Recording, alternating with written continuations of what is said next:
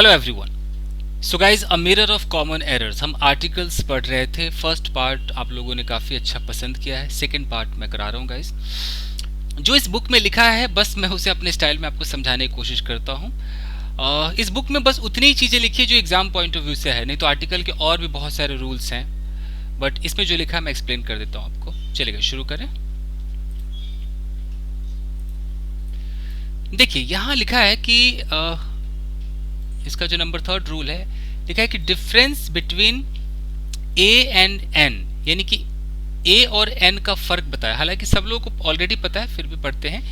ए का प्रयोग consonant sound, यानी कि साउंड पर आपको फोकस करना है, साउंड से शुरू होने वाले शब्दों के पहले होता है, जैसे a pen, a box, a table, car, ये सब है।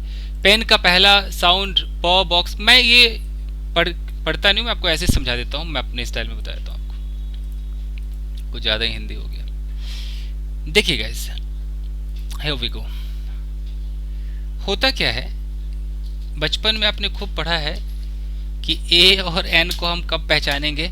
एक्चुअली बच्चों को ये पढ़ाया जाता है ए, ई, आई, ओ, यू, यही बच्चों को पढ़ाया जाता है। ये वॉवेल है आपका, ये 5 ए हो गया, ई हो गया, आई हो गया, ओ हो गया, यू हो गया। तो बचपन में ऐसा बोला जाता है कि अगर इनसे कोई वर्ड शुरू होता है तो आप एन लगा देना। यही आपने देखा होगा, जैसे कि अगर एप्पल है तो एप्पल ए से शुरू हो रहा है तो हम यहाँ पर एन लगा देंगे, सब ने पढ़ा है। अगर मान लो कि ऑरेंज है, ऑरेंज ओ से शुरू हो रहा है, ये ओ आपको यहाँ दिखाई दे रहा है, मतलब इन पांचों में से किसी एक से भी अगर कोई शब्द शुरू हो जाए तो भैया हम एन का इस्तेमाल करते, एन ऑरेंज हो गया। ये सब कहानी आप जानते हैं, लेकिन जब आप बड़े हो जाते हैं ना दोस्तों, तो ये काम नहीं करता है। इससे आप कंफ्यूज्ड होने शुरू हो जाते हैं, क्योंकि आपके दिमाग में बैठ गया है कि भाई जब भी इनमें से कोई आएगा, ए, ई, आई, ओ, यू, इनमें से अगर कोई आएगा तो आप समझ जाएंगे कि वॉवेल है। तो ये अब नहीं चलता। अब क्या होता है, मैं आपको एक एग्जांपल देता हूँ, एक मिनट दीजिएगा। मान लीजिए कि यहाँ पर लिखा हुआ है यूनियन, एक वर्ड है यूनियन। अब इसमें आपको लगाना पड़े कि ए या एन में से चुनो कि भाई आप ए यूनियन लगाएंगे या आप एन यूनियन लगाएंगे। तो जिसने बचपन की बातें याद रखी होगी कि ए, ई, आई, ओ, यू, वो तो देखिएगा कि ठीक है, हमें तो बचपन में बोला था इन पांचों में से कोई एक आएगा, तो यू आ गया, यू से देखो यूनियन चालू है, मैं तो एन लगा दूंगा, इसको सही कर देंगे। हालांकि ये सेंटेंस आपका रॉन्ग है, सेंटेंस आपका गलत है, मतलब ये वर्ड आपका गलत है, सेंटेंस कह रहा हूं। तो इसीलिए मैं कहता हूं कि आप सिर्फ इन पांचों पर ना जाए। अब आपको क्या करना है, आपको साउंड पर जाना है, साउंड पर जाना है। मतलब आप पगला तो तब जाते हैं जब अगर लिखा होता है कि एम एल ए, ऐसा लिखा होता है, जहां इन पांचों से कोई लेना देना नहीं है, और तब कोई बोलता है कि जरा एमएलए में भाई साहब लगाइए कि ए लगाएंगे कि एन लगाएंगे, तो आप जिनको नहीं पता वो कहेंगे ये क्या हो गया, एन लगता है, एन एमएलए होता है। तो कहाँ गया ये पांचों की कहानी, कहाँ गई? यानी कि बचपन में आपने जो पढ़ा वो बस कुछ चुनिंदा शब्दों तक ही था, बाकी जब बड़े आप हो जाते हैं तो आपको फंसाया जाता है। तो चलिए हम आगे बढ़ते हैं।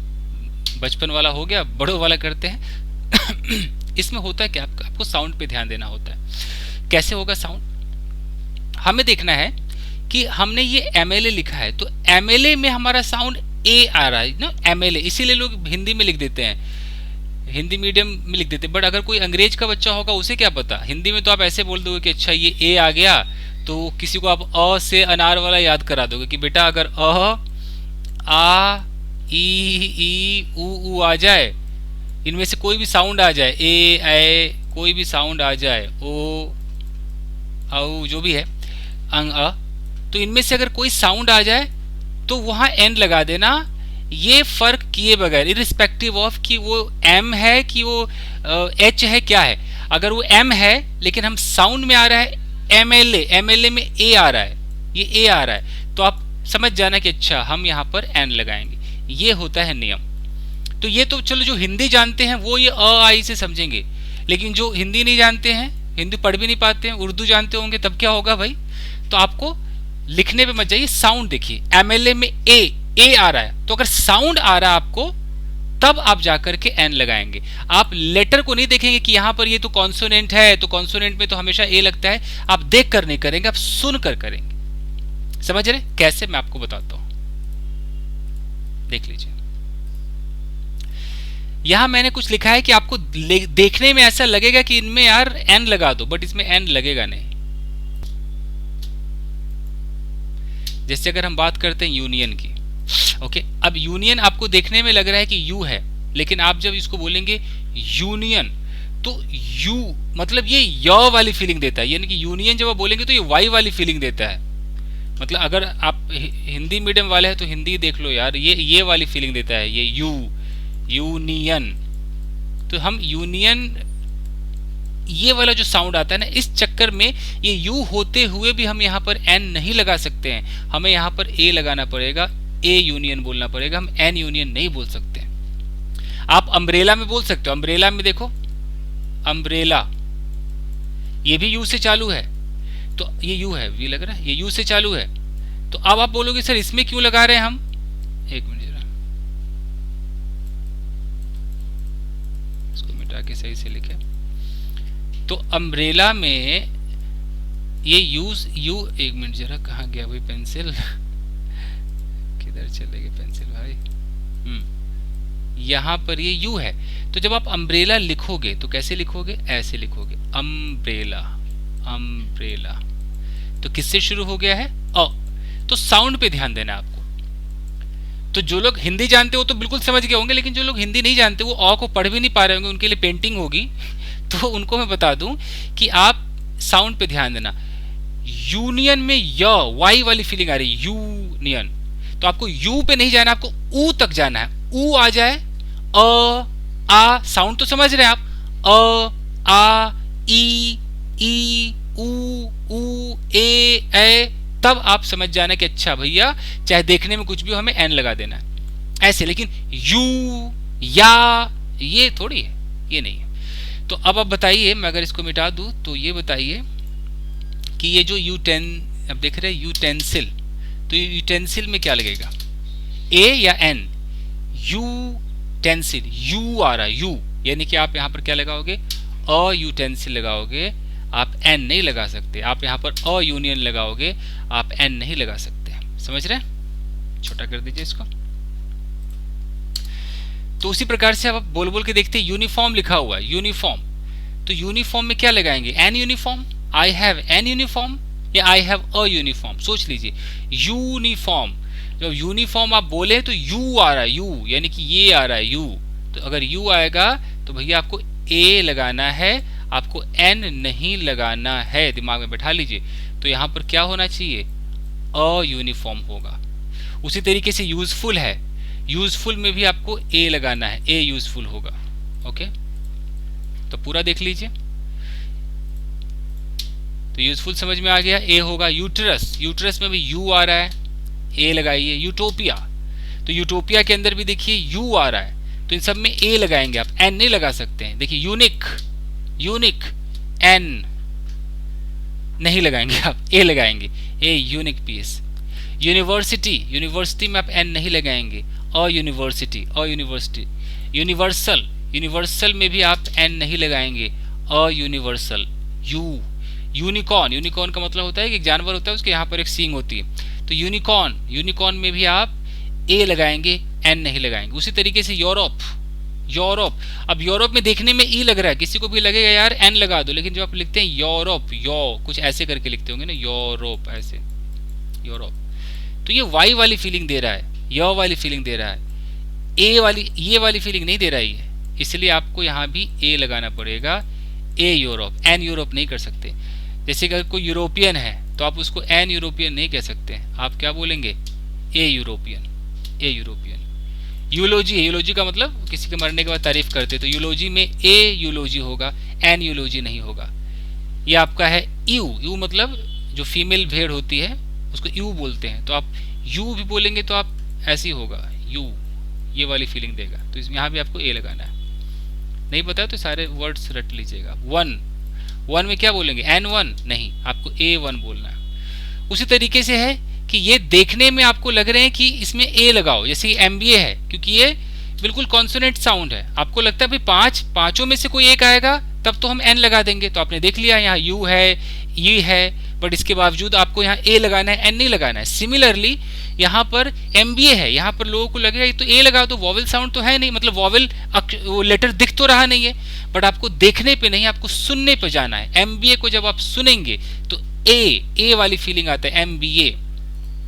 आप किसी को बोलेंगे तो ऐसे लिखेगा M, उसके बाद जैसे भी वो लिखे BA, MBA। तो ये जो फीलिंग है ये भैया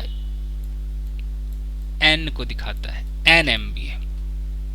क्योंकि हमें अगर अ आ ई ऊ ए ओ औ ये वाला अगर साउंड सुनाई देगा तो भैया आंख बंद करके समझ लो एन है, चाहे वो M से शुरू हो, वो H से हो, S से हो, डजंट मैटर। देख लीजिए आप सारा। ओके, तो यहाँ पर MA है, अगर कोई बंदा MA है तो ही इज एन MA, यहाँ भी N का इस्तेमाल आप करेंगे। ओके, SD कार्ड है, अब देखने में लग रहा है SD कार्ड तो है, लेकिन जब आप SD लिखेंगे तो आप ऐसे लिखेंगे S, तो S जैसे आप बोलेंगे तो A आ गया, यानी कि आप सब में क्या लगाने वाले हैं, NSD कार्ड। यहाँ पर आप बोलेंगे NMA, यहाँ पर आप बोलेंगे NMBA। ठीक है, तो गाइज ये सब लिस्ट में तैयार करके लाया हूँ कि आपको मैं अपने हिसाब से समझा पाऊँ एक बार। SBI बताइए, ASBI कि NSBI? NSBI। RBI, अब बताइए, RBI में तो कोई सोच भी नहीं सकता है, लेकिन देख रहे ना R, आप कैसे लिखते हैं R? आप ऐसे तो नहीं लिखते यार, अगर आप ऐसे लिखते तो नहीं लगता, लेकिन आप R लिखते हैं, अ साउंड आ रहा है तो भैया आप यहाँ पर N लगा दीजिए, NRBI। LGBT, L कैसे लिखेंगे, L, तो यानी कि A आ रहा है, A साउंड आ रहा है, तो आप यहाँ भी NLGBT लगाएंगे, तो इतना क्लियर होगा। तो बचपन में जो आपने किया वो आप अभी भुगत रहे हैं। ठीक है, तो ऑनेस्ट, ऑनेस्ट में कैसे करेंगे, ऑनेस्ट, H को छोड़ दीजिए तो साइलेंट है आपका। आप जब ऑनेस्ट लिखते हैं तो कैसे लिखते हैं, ओ से लिखते हैं ना। इसलिए मैं आपको कह रहा हूँ कि भैया अगर आप हिंदी वाले हैं तब तो अ आ ई ऊ आप समझ ही गए होंगे, लेकिन अगर आपको हिंदी नहीं आती तो फिर आप साउंड पर जाएं। आप ये अ पढ़ तो नहीं पाएंगे, साउंड पर जाएं। तो ओ है, यो ये नहीं है, यो तो नहीं है ना, ये ओ है, ओ इंग्लिश में लिख देता हूँ, ओ साउंड है, तो ओ साउंड है तो आप आराम से एन लगा दीजिए ना, कोई दिक्कत नहीं है। उसके बाद क्या है, एक वर्ड आता है, कुछ ऐसे अगर ऐसे वर्ड आ जाए जो आपने कभी सुने भी नहीं होंगे, हेयरलूम, विरासत में कोई किसी को ज्वेलरी वगैरह देता है तो हेयरलूम होता है, तो इसमें भी हेयर है, तो आप ये H को साइलेंट मारेंगे तो ये एयरलूम हो जाएगा, तो इसलिए सब N फैमिली का है। R है, आपको H लग रहा है, H हटा देंगे तो R है, H साइलेंट है। आर्ली है, इस सब में आपको N का इस्तेमाल करना है दोस्तों। ठीक है जी। ऑनर है तो आप इसमें N बोलेंगे, an honour. Honourable, an honourable. Okay, heir है, वारिस, तो N लगाएंगे आप। हेयरलेस है, इसमें N लगाएंगे आप, तो इसमें A आप नहीं लगा सकते हैं। क्लियर है जी। तो ये तो हो गया बिल्कुल क्लियर। अब आगे बढ़े, चलिएगा इसे, तो इसीलिए मैंने इसको इतना पढ़ा नहीं है। अगर मैं इसको पढ़ के सुनाता तो इसमें वही लिखा होगा जो मैंने आपको अभी समझा दिया है। देख रहे हैं, साउंड साउंड साउंड की बात हो रही है। साउंड कॉन्सोनेंट है या वॉवेल है, इसकी जांच आप उस शब्द का हिंदी उच्चारण लिखकर कर ले। अब भैया हिंदी किसी को नहीं आएगा तो क्या कर लेगा, यदि उच्चारण में किसी शब्द का पहला लेटर हिंदी के वॉवेल हो तो उसमें एन का प्रयोग होता है। उच्चारण में होना चाहिए अ आ ई ऊ ए ओ औ अंग अ, तो एन है वो। ठीक है, अगर कॉन्सोनेंट आ रहा है तो आप ए लगाइए, जैसे ए, जैसे कि एम ए है तो एम ए का पहला लेटर एम कॉन्सोनेंट है, किंतु इसका उच्चारण एम है। एम का पहला साउंड ए है जो कि एक वॉवेल है, अतः हम एन एम ए बोलेंगे, ए एम ए नहीं बोलेंगे। साफ साफ इसमें भी लिखा हुआ है। ठीक है जी, पढ़ ही देते हैं, यहाँ तक पढ़ दिया तो और थोड़ा पढ़ देते हैं। किंतु इसका साउंड एम एक कॉन्सोनेंट है, अतः अ मेंबर का प्रयोग होगा। जैसे कि मेंबर लिखना है, जैसे यहाँ पर मेंबर है, अब आपको लगे कि यहाँ भी एम है तो मैं तो भाई एन लगा दूं, नहीं भैया, मेंबर में आप जब लिखेंगे तो तो म पे नहीं जाना, अ आ ई पे जाना है। तो इसीलिए आप लिखने पर ना जाए, आप जाएं साउंड पर। चलो जी, एन एक्सरे, क्योंकि एक्सरे जब आप लिखते हैं तो आप एक्स को ना देखें, आप ए देखें। एक्सरे में ए आता है तो एक्सरे में एन का इस्तेमाल होगा, ए नहीं आता है। एक्सरे में मतलब लिखने में ए आता है, ए से एडी वाला, तो आपको एक्सरे में एन लगाना है क्योंकि पहला साउंड ए से एडी वाला आ रहा है। ए वन वे टिकट, तो वन एक्चुअली वन जो है उसमें ओ पे ना जाए, यहाँ पर लिखते हैं तो वन, तो आपको ए लगाना है, यानी कि जो दिख रहा है वो नहीं है। यूनिक है तो यूनिक पर देखो यू ऐसे लिखते हैं, इसलिए आप ए यूनिक लगाएंगे, एन नहीं लगाएंगे, तो ये नियम है। अब कह रहा है कि इस नियम पर आधारित प्रॉब्लम्स बहुत पूछे जाते हैं। जैसे एक सेंटेंस है, यहाँ लिखा है कि आई एम नॉट वेल्दी, मैं वेल्दी नहीं हूँ, so I can not afford to buy a expensive car. तो can not afford to buy a expensive लिखा है, तो अ एक्सपेंसिव होगा, एन एक्सपेंसिव होना चाहिए, तो साफ ही दिख रहा है एन एक्सपेंसिव होना चाहिए। तो इसका जो एरर है वो डी में है। इस पार्ट में ए के बदले एन का प्रयोग होगा क्योंकि एक्सपेंसिव का पहला साउंड ई है जो कि वॉवेल साउंड है, तो एक्सपेंसिव देखने में भी है और वैसे भी है। ठीक है जी, और आगे देखें। चलिए मुझे लगता है कि ये आज वीडियो यहीं पे समाप्त करना होगा। आपको कल से मैं द का इस्तेमाल सिखाऊंगा, ए एन का आज खत्म होता है हमारा इस्तेमाल। अच्छा जी, यहाँ पर एक लिखा हुआ है सेंटेंस कि he had no illusion of being either a distinguished writer और अ एडिटर। आप सेंटेंस की हिंदी को पे ना जाए, सेंटेंस को देखिए कि ए या एन में से किसकी डिमांड है। तो ए डिस्टिंग्विश्ड सही है, डिस ड है, ओके। ए एडिटर, एडिटर में तो भाई एडिटर ऐसे आएगा ना, और वो देखने में भी ये वॉवेल में से है, तो यहाँ पर एन एडिटर आना चाहिए, यहाँ पर गलती है। तो इस प्रश्न के डी में ए के बदले एन का प्रयोग होगा क्योंकि एडिटर का पहला साउंड ए है जो कि वॉवेल है। ठीक है गाइस, तो काफी है, कल से हम चालू करते हैं द का इस्तेमाल। ठीक है, इतना आज का लेक्चर काफी रहा। Okay guys, thank you very much everybody, see you in next episode, thank you guys.